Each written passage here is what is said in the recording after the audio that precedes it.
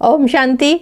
मैं बीके राजेश्वरी सभी आत्माओं का स्वागत करती हूँ। आज मैं आप सबको वो 3 आदत के बारे में बताऊंगी कि जिससे आप अपने जीवन में अपना के सदा खुश रहोगे। इन 3 आदत को अपना के आप सदा ही जीवन में शांत रहोगे। आप शांत रहना सीख जाओगे। देखिए, शांति हमारे भीतर ही हैगी और हम लोग क्या करते हैं, हम शांति को, अपनी खुशियों को हम बाहर ढूंढते हैं।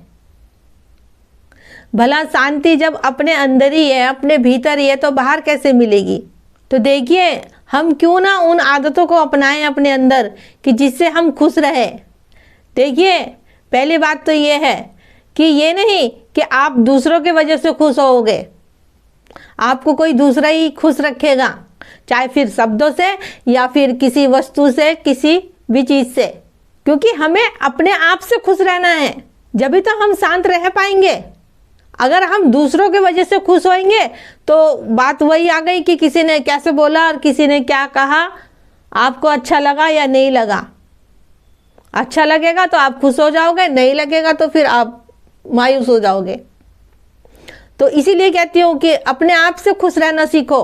क्योंकि जब हम अपने आप से खुश रह सकते हैं, जब भी हम दुनिया में, जब भी हम शांत भी रह सकते हैं। और देखो, ये भी नहीं हो सकता कि हम घर में बैठ जाए, बाहर निकले ना। देखो, बाहर भी जाना पड़ेगा, काम भी करना पड़ेगा, सबके साथ रहना भी पड़ेगा, बोलना भी पड़ेगा। लेकिन बात वही है ना कि किसी ने भी कुछ कहा, चाहे गलत कहा हो चाहे सही कहा हो, देखो, अगर अच्छी बात लगे तो उसको साथ लेके आओ, अगर लगे बुरी बात तो उसको वहीं छोड़ के आओ। अपने को उनकी बातों से अशांत मत करो, क्योंकि कहने वाले ने तो कह दिया। अब कहने वाले ने ये थोड़ी ना सोचा कि सामने वाले का दिल दुखेगा या वो खुश रहेगा या मायूस हो जाएगा। उसने ये सोच के नहीं बोला उसने। तो इसीलिए कहती हूँ कि अच्छों का संग रखो, जो आपके साथ अच्छी बातें करे। फिर देखो, मन तो अपना है कि हमें कैसी बात ग्रहण करनी है। अच्छी बात करोगे तो आपका भी अच्छा चिंतन चलेगा। और बुरे का संग रखोगे, बुरी बातें सुनोगे, बुरी बातें करोगे, तो फिर वही आपके मन के अंदर चलेगा। चाहे इन बातों को आप नोट कर लेना कि जैसों का रखोगे संग वैसे ही चढ़ेगा आपको रंग। चाहे फिर वो बात हो, चाहे फिर वो कोई भी चीज हो। देखो, अपने मन को शांत करने के लिए अच्छी चीजों को देखो और अच्छी चीजों को सुनो। और सब में बढ़िया तो यही है कि आप दिन में कई दफ़े मुरली सुनो, बाबा की क्लास देखा करो, बाबा के गीत सुना करो, जिससे कि वो सब अच्छी बातें, सत्य ज्ञान आपकी बुद्धि में जाए और आपकी स्मृति में रहे। आप हर टाइम उसी चीज़ का चिंतन करते रहो, उसी के बारे में सोचते रहो। तो जितनी भी आपके अंदर बुरी बातें या बुरे विचार हैं, वो ऑटोमेटिक ही सब डिलीट होते जाएंगे और अच्छी बातें आपके अंदर, यानी कि पॉजिटिव एनर्जी, वो आपके अंदर जाती रहेगी। देखिए, दूसरी आदत अपने अंदर ये रखिए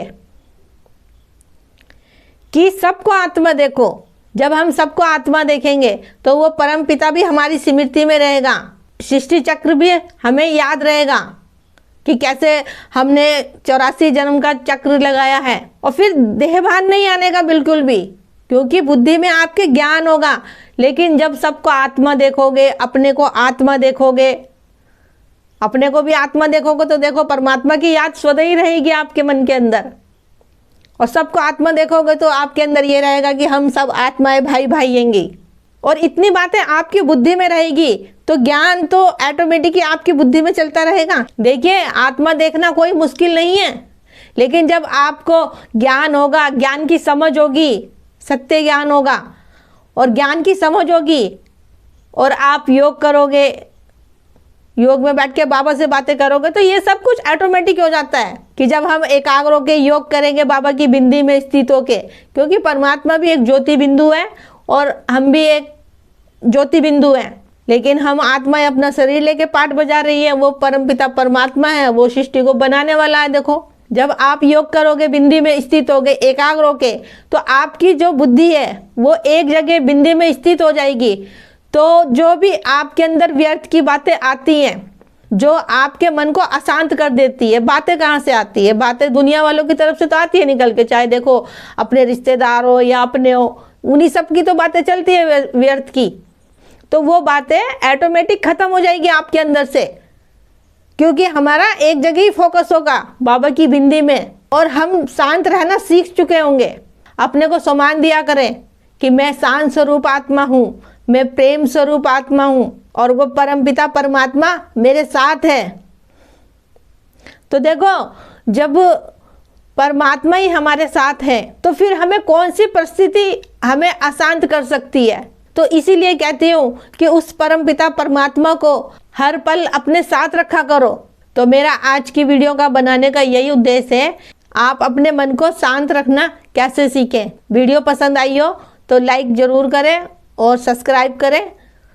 तो फिर ठीक है, चलती हूँ, कल फिर मिलूंगी कोई नए टॉपिक के साथ। जब तक के लिए ओम शांति, ओम शांति।